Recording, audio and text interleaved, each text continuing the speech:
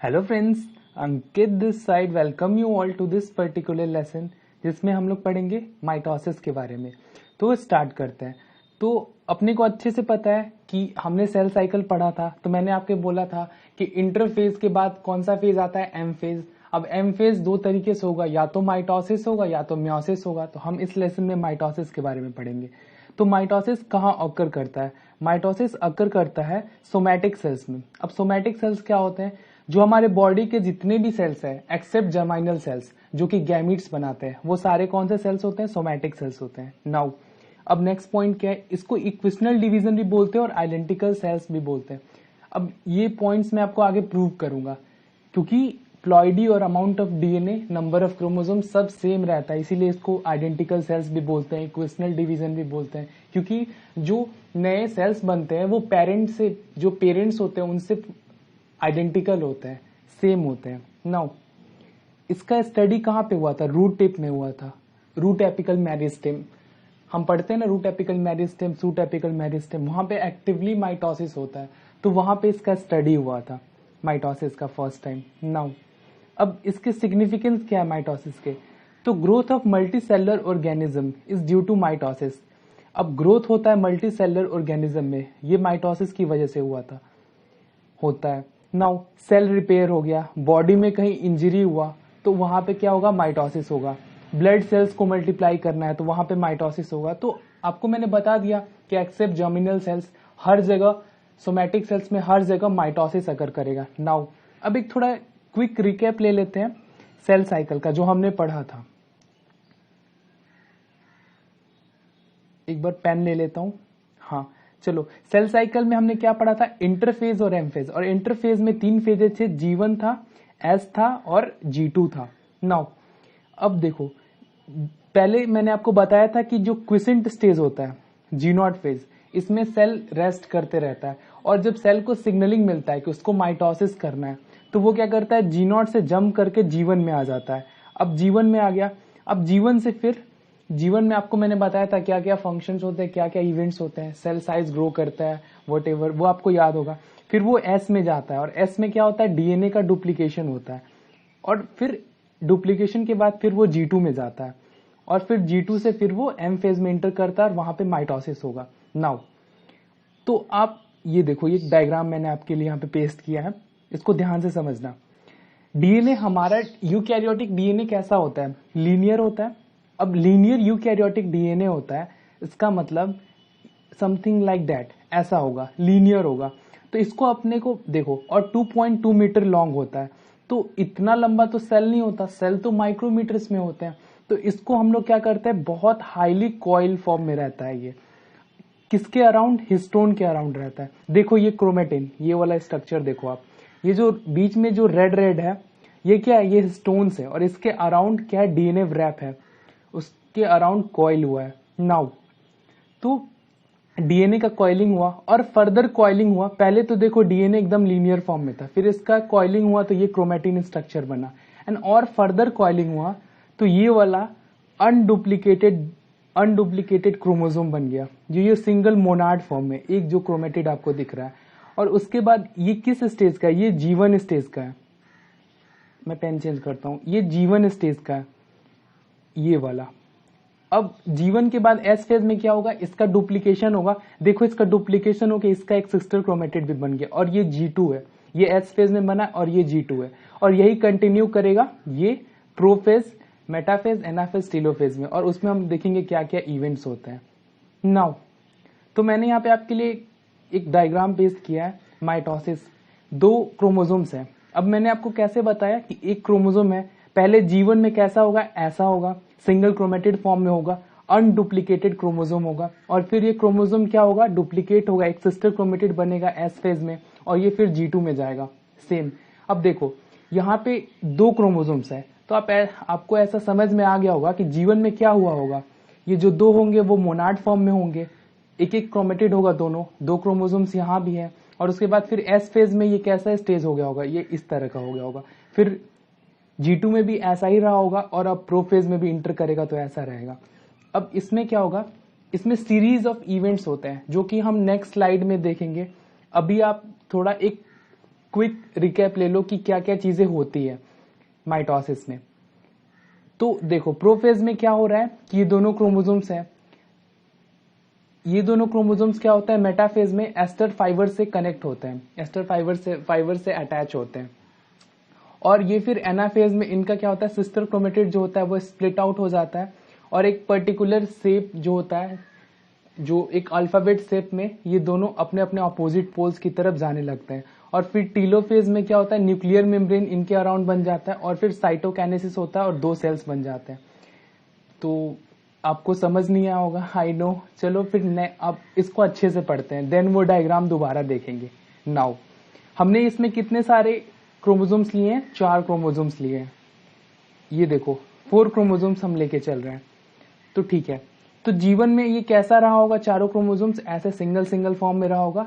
Okay now, और ये फिर एस फेज में क्या हो गया होगा, डुप्लीकेट हो गया होगा, एक एक सिस्टर क्रोमेटिड चारों बन गया। अभी भी नंबर ऑफ क्रोमोसोम तो सेम ही है, 4 ही है, बस अमाउंट ऑफ डीएनए क्या हो गया है, डबल। 2C से क्या हो गया होगा, 4C हो गया होगा। नाउ अब देखो प्रोफेज में क्या क्या इवेंट्स होते हैं, जैसे कि condensation of chromatid fibre, chromatid fibre what इसका कंडेंसेशन होता है। कंडेंसेशन का मतलब क्या होता है, और ज्यादा कॉइलिंग होता है, मैंने आपको बताया था। Now nuclear membrane degenerate so chromosome come to cytoplasm. अब देखो क्या होता है कि ये जो है ये सेल है, इसके अंदर क्या है न्यूक्लियर मेम्ब्रेन है और इसके अंदर क्या है न्यूक्लियस है। अब जब ये न्यूक्लियर मेम्ब्रेन है, ये जो न्यूक्लियर मेम्ब्रेन है अगर ये डीजेनरेट कर जाएगा तो ये जो न्यूक्लियस है वो फिर साइटोप्लाज्म, ये साइटोप्लाज्म में आ जाता है। Now chromatin thread get condense and form chromosome.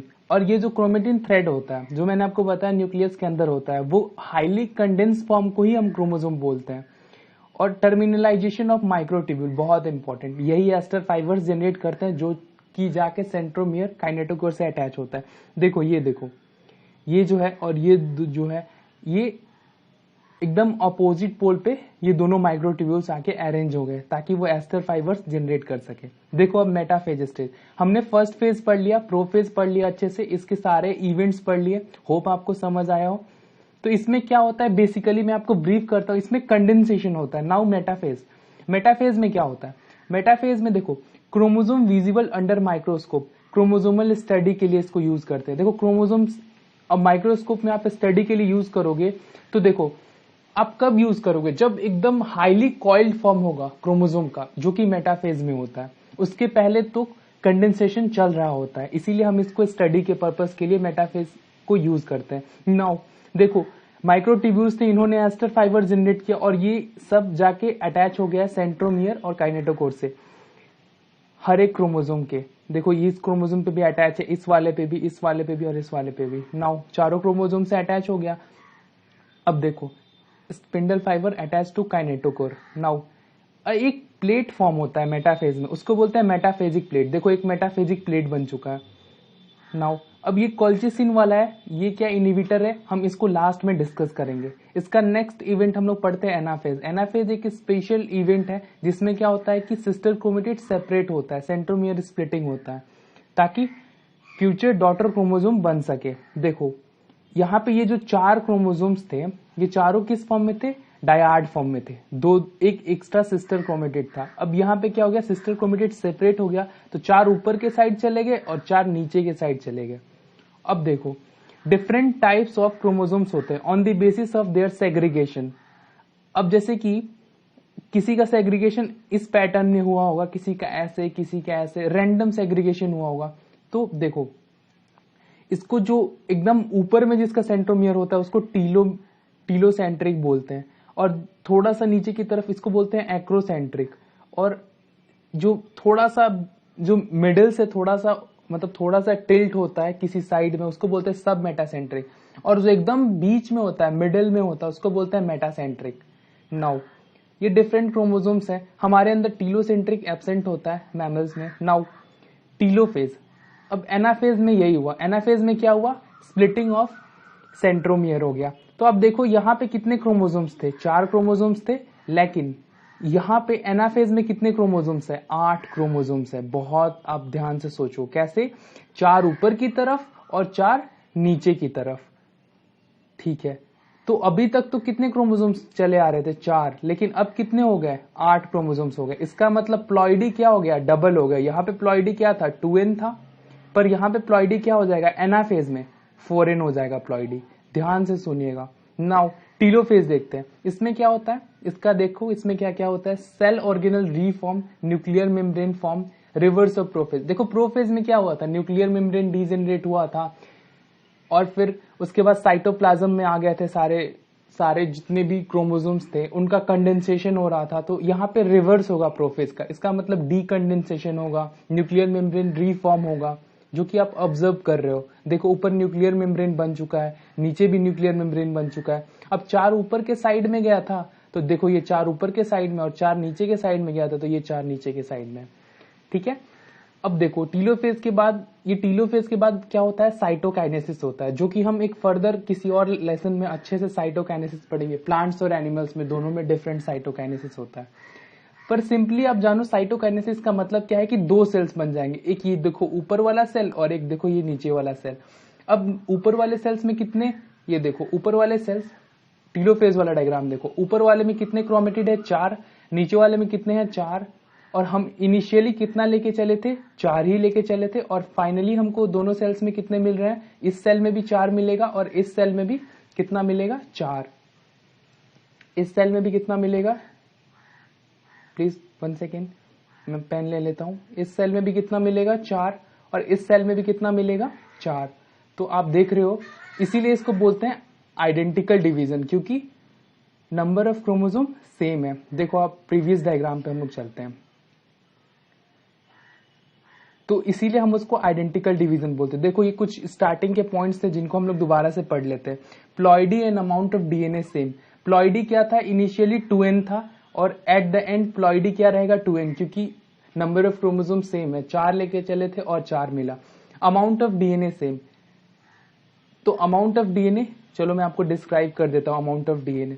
ये देखो इनिशियली अगर सोचो, अगर इनिशियली यहां पे कितना है अमाउंट ऑफ डीएनए, ये प्रोफेज है, इसका मतलब यहाँ पे क्या होगा, 4c होगा।